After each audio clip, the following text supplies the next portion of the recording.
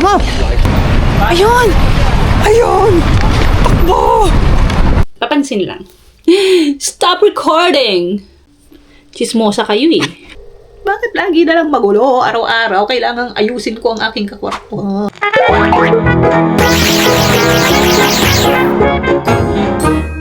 Kakatapos ko lang kumain. Nakita nyo ba? Hindi nyo nakita. Kasi hindi naman ako nag-video.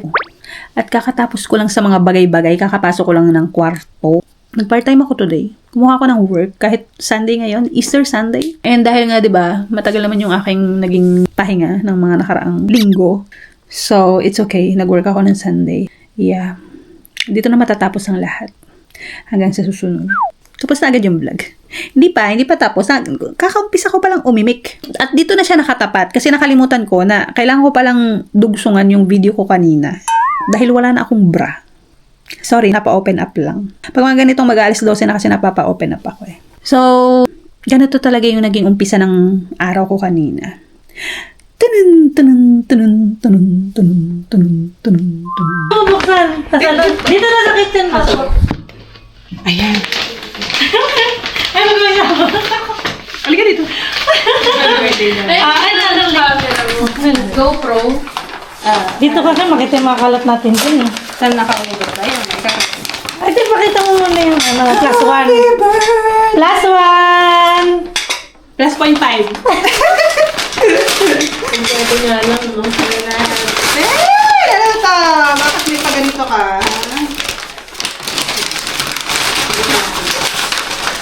Isirain daw yun. Eee! Wow! I like it. The color.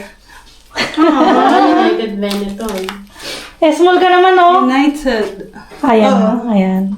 Wala, I like it. Pati yung kulay. Teka, baka Very tita. Thank you so much. Tita na tayo eh. Bye! Nililigpit na ang mga upuan na ginamit sa Semana Santa. Ganun pala yun. Ngayon ko lang yan nakita, yung pagliligpit nila na yan. Andito na ako sa sentro. Pero hindi ko alam kung saan nasakay ng bus. Maybe doon pa sa banda roon kasi nakaharang pa itong mga upuan eh. Ibig sabihin, hindi titigil dito ang bus. So lalakad pa ako banda roon. Katapos ko lang kala Juday. I'm so... napalaban ako. Hapon na, papunta pa ako dun sa isa kong part-time. There, isang sakay. Actually, nakasakay na ako ng metro. Hindi na ako nag-video. Ngayon na lang. Actually, hindi dapat ako magbibideo eh. Dapat sa bahay na. Kaso nakita ko ngayon mga nagliligpit ng upuan. Bago siya sa aking paningin. Kaya, kinunan ko. Share ko lang sa inyo. Magbaback to normal na bukas sa mga bagay-bagay.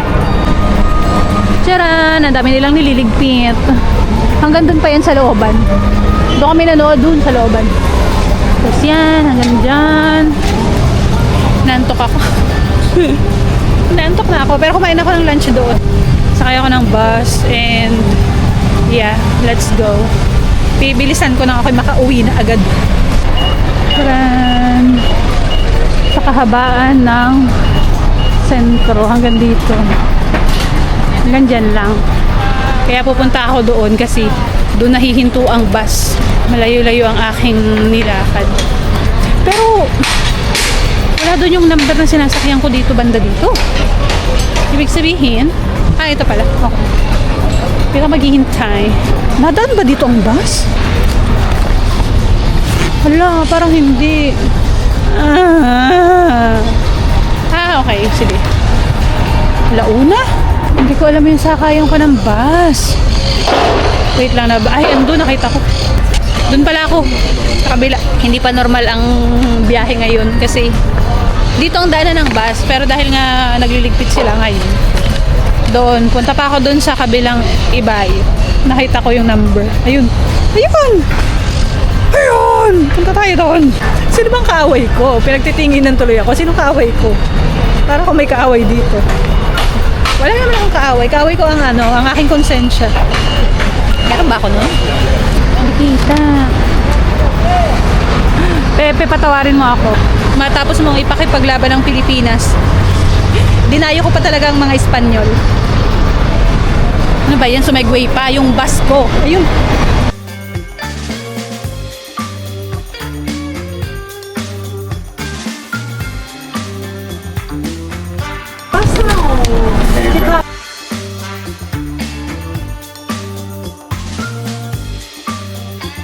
Dito na mi sa next na part-time. Tayo tumawid muna.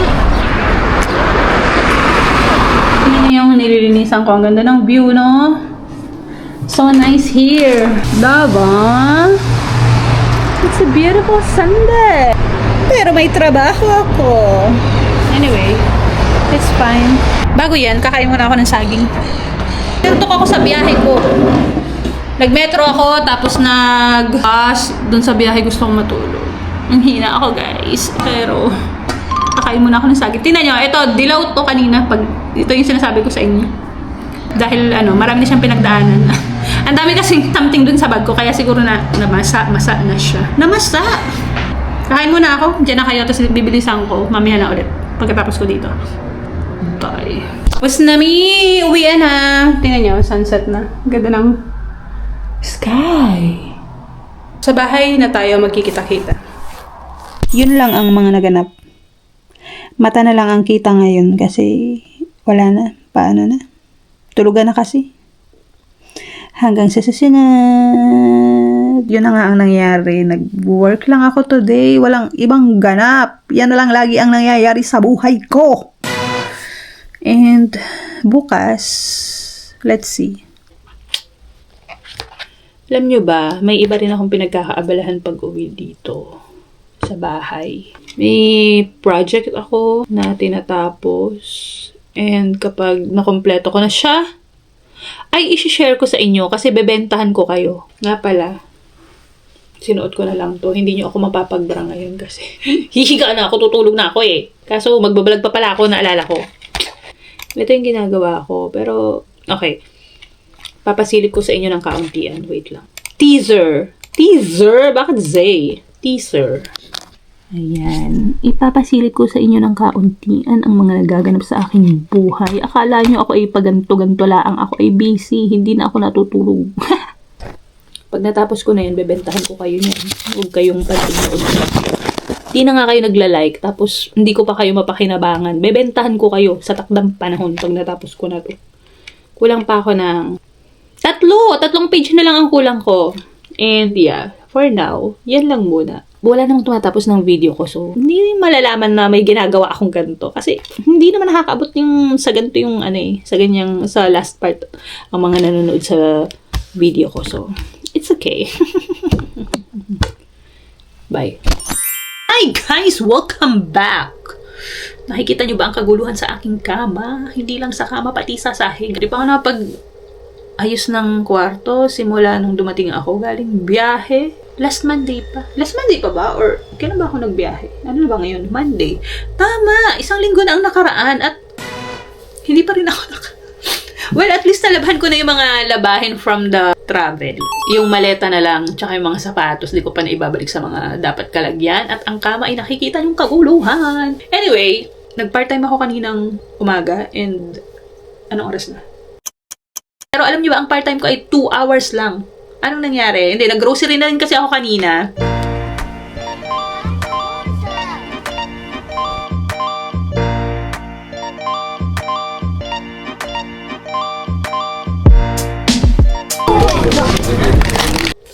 Tapos, wala, nag-steam lang naman ako ng isda. Steam fish lang ang ulam ko kanina. Bakit ang tagal ko? Ba't, anong oras na nga, no? Anyway, trinay kong umidlip din ng 30 minutes, pero parang 10 to 15 minutes lang ako napapikit. And, bumigat lang yung pakiramdam ko. Yung ulo ko, ang bigat. Alam nyo yun? Parang hindi ko siya kayang buhatin. Parang, sumakat yung dito ko. Ulo ba to? Yung kilay ko sumakat. Dito lagi, dito sa may, mata, pagitan. Kailangan ko na magpasalamin. Or magpatingin, I mean. Salamin agad! Yung continuation ng vlog ko nung kahapon. Tapos, ito yung continuation. Ito lang pala. Iimik lang pala ako ng ganito. And yun lang naman, matatapos na. Gusto kong ituloy na nga ito. Ayan. Tapos, tingnan nyo naman. Kung hindi ang nakasabit dun sa corner na yun ay panty, tuwalya, ngayon, jacket. And medyo umiinit na dito sa Spain. So, I don't know. Ilalabas ko na ba ang mga pang-summer ko at itatabi ko na ang mga pang-winter? Well, anyway, hindi ko na nga siya magagamit. Pero, para isahang labas na siguro. Siguro next week, pwede ko nang itabi yung mga makakapal. Ngayon, kailangan ko pang magganto. pang-work kasi. Hindi pa naman kaya ng t-shirt sa akin.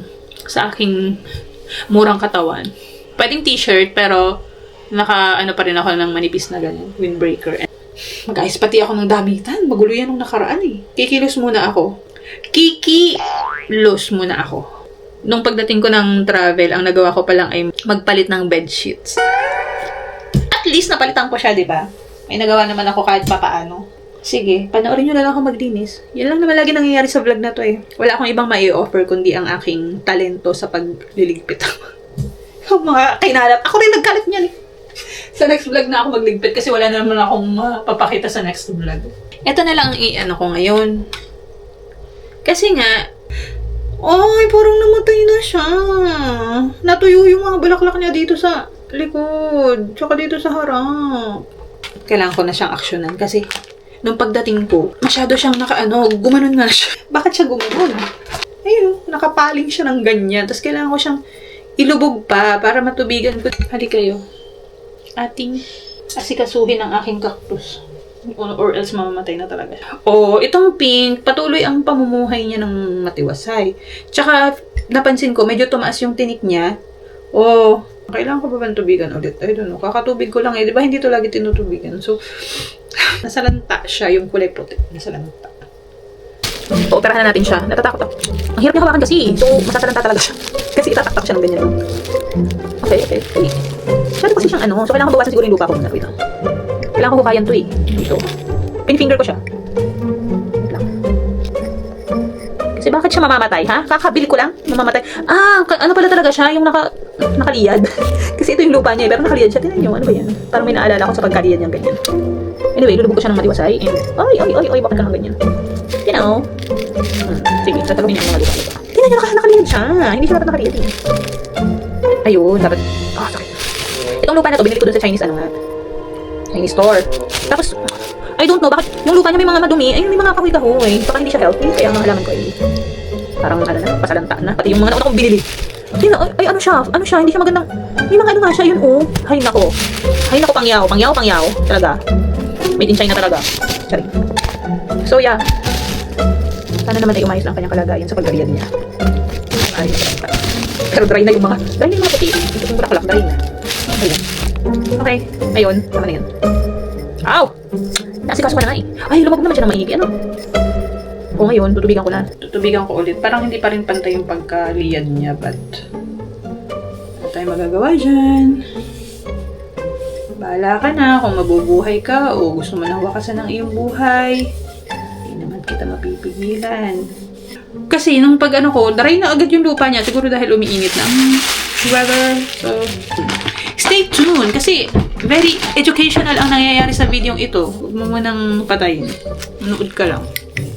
Okay. Malinis na siya. Nauga siya. Napainumin ko siya. Kailangang ma-revive siya. Huwag ka namang mamaray. Okay. Tinan mo, hindi siya agad nalubog. Itong lupa kasi. Naku. Ibabalik ko talaga to kay Pangyaw. May mga kahoy-kahoy. Baka kaya hindi healthy ang aking halaman. Gawa ng... ano bang ginagawa ko? Bakit siya tinutusok ang kunti? Gusto ko lang lumubog agad yung tubig. Kailan ka pa lulubog? Buhusan ko kaya sa ulo para tuluyan na talaga siyang mabuhay. Okay naman siyang buhusan sa ulo. Para talagang simot na simot niya ang tubig. Ewan ko, tingnan natin. Uy. Ayaw niya magpabuhos sa ulo. Yan. Ang bunbunan niya ay binasa ko na. Dapat siya ay mabuhay na ng tuluyan.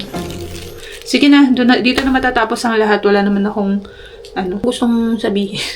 Next vlog na ulit. Magliligpit pa ako ng kwarto and yan ay ipapakita ko sa inyo sa next vlog dahil ito ay talagang makakatulong sa inyong araw-araw na pamumuhay kung papanoorin nyo ako sa pagliligpit ng aking kwarto. Hanggang sa susunod. Ito na matatapos to. Wala na.